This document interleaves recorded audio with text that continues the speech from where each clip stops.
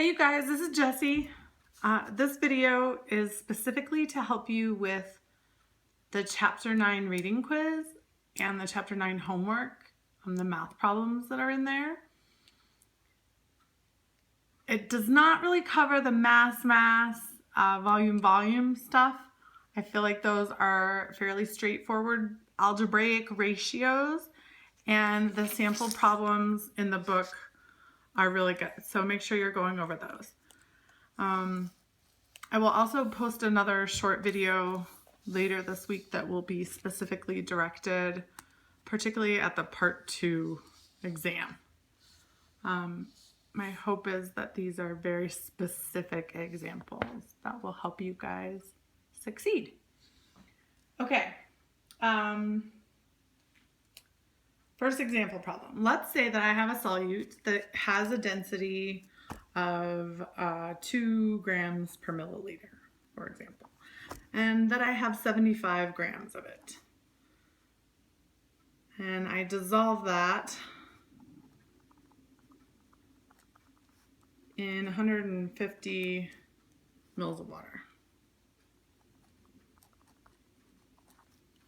The question, I don't know why I always start so far over.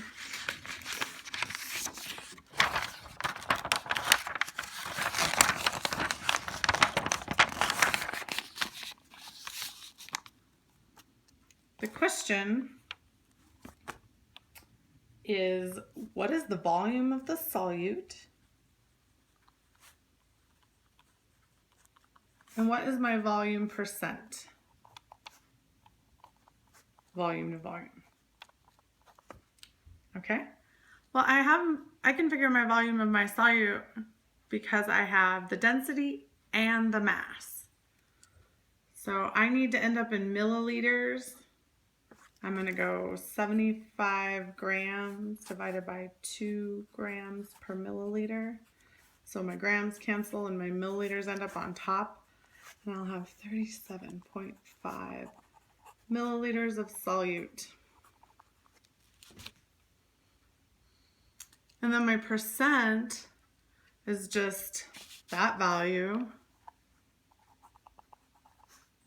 divided by my total. And my ending total is that plus the amount that I dissolved it in. So over 187.5 mils times 100% equals, just put it in my calculator so you guys can see, 187.5. Oh, what did I do? 37.5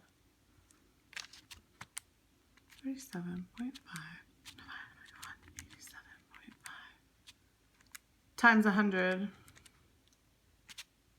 20%.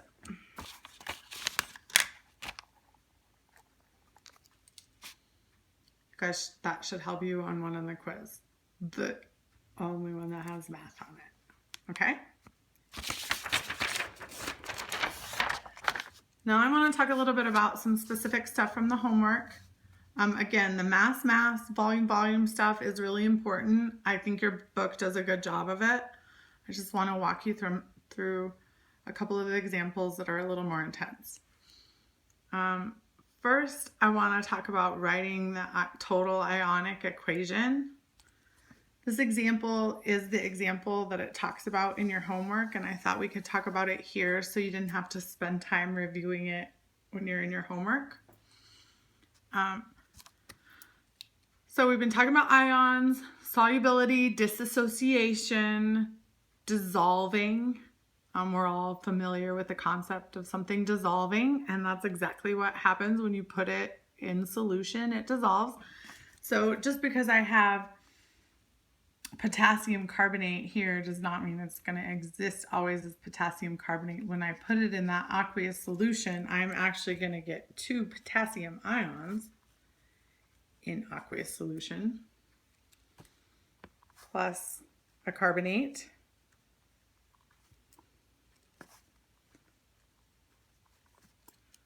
So let me take a side note here. I know what the charge is on this carbonate ion, because forever and always, table 6.7 is going to be helpful. It tells me my polyatomic ions, and there's my carbonate, and it tells me what the charge is on it. Okay, I've told you guys about this one before. You're gonna continue to need it. And that's something I really like about chapter 9. It covers some stuff that we've already been over. It looks at it in a little bit new way, but in some ways it should feel like a refresher. And I hope that, you know, feels like you have a little bit of breathing room, because you'll know a few things. Okay, back to this.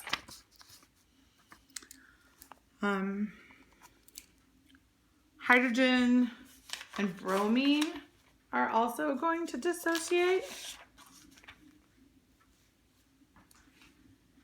And while we're talking about the text, let me also call out for you table 9.7, which is going to tell you which ones dissociate and which ones might stay together. Okay, so bromine dissociates except when combined with, okay, well, it's not combined with those, so I know hydrogen and bromine are going to come apart. Okay. Are we good? Is that fuzzy?